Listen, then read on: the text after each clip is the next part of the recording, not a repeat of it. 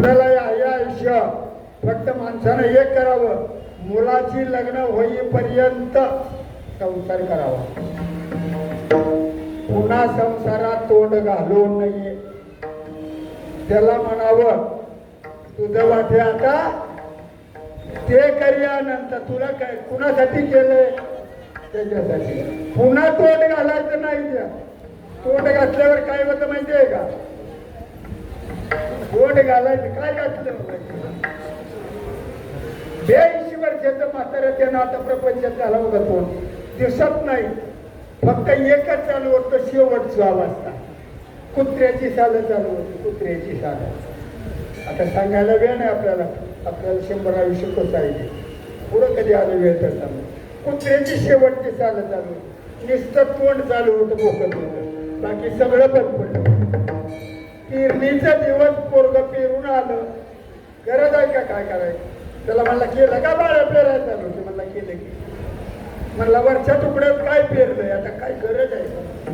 आता आपली अवस्था काय आहे? आपण सरपण वाढलं कुठे मिळेल? गुलाल सुतळीचा बाजार झालाय का ही बघायचं सोडलं, बाकीचं उठा ठेव काय गरज आहे? त्यानं पोरला विचारलं पेरलं काय? म्हणलं पेरलं की.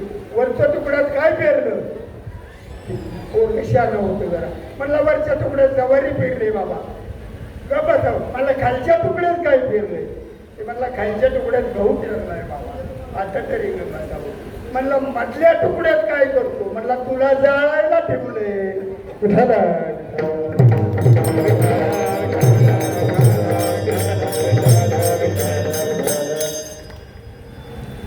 पडू नये पुन्हा प्रपंच. एकदा त्याच्यासाठी गेलंय ना, त्याच्यासाठी सोडून द्यावं. मला त्याच्या विश्वासावर सोडून द्यावं. आणि कमीत कमी परमार्थ करणाऱ्यांनी तरी लक्ष घालू नये. लोकांना आपण उपदेश करतोय, आपण तरी नीट त्याच्यात लक्ष घालून ना पुन्हा संसारात. नाहीतर सांगायला काय वेगळं जर करायचं वेगळंच. महाराज अवघड आहे महाराज. आपल्या शेतात कबर आहेत का धरून लोकाला म्हणतं बांध पडायचं.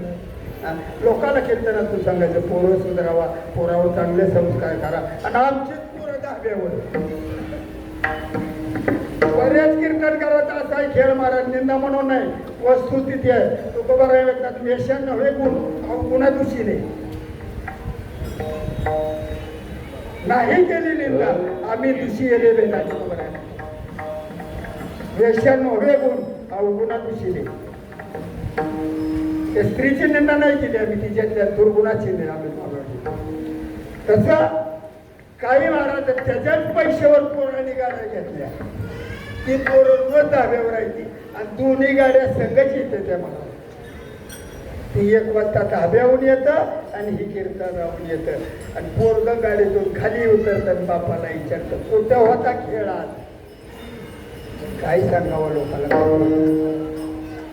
तुकोबाराय म्हणतात याला म्हणत नाहीत परमार्थ, याला म्हणत नाहीत कीर्तनकार, याला कीर्तनकार म्हणतात. आधी केले मग अनुभवे आले अंगा.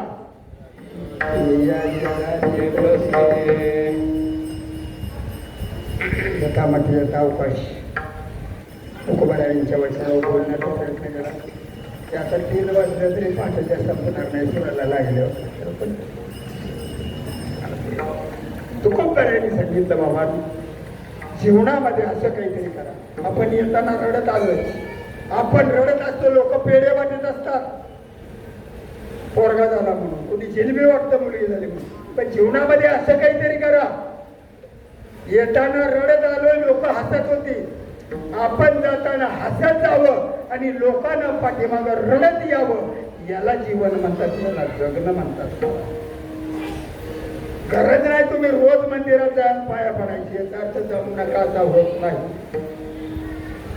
जरूरी हर दिन मंदिर जाए, जरूरी नहीं हर दिन मंदिर जाए, लेकिन जहां भी जाए वहां मंदिर बन जाए. असं वागा. जिथं जाईल तिथं मंदिराचं वातावरण तयार व्हावं. याला जगणं म्हणतात. आणि असं तुकोबारायांनी या उपदेशातून तुम्हा आम्हाला केलाय. म्हणून तुकोबाराय म्हणतात बाबांनो, तुम्हाला उद्धार करून घ्यायचा आहे ना. माझा झाला, माझा संसार सुखद झाला, माझा संसार पुण्यवंत झाला, मला पूर्व पुण्यानं संत भेटले, म्हणून या ठिकाणी त्यांनी आजीनं झाले संतांचे दर्शन. धन्य पुण्यरूप कैसा झाला संसार देव भक्ताने नाही तुझा विचार. धन्य पूर्व पुण्य ओढवले निरुते संतांचे दर्शन झाले भाग्य बहुते. धन्य पुण्यरूप कैसा झाला संसार देव भक्ताला येता.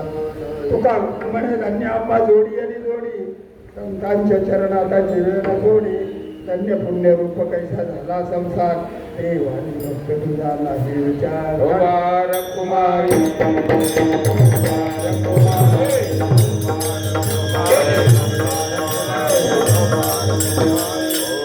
ज्ञानेश्वर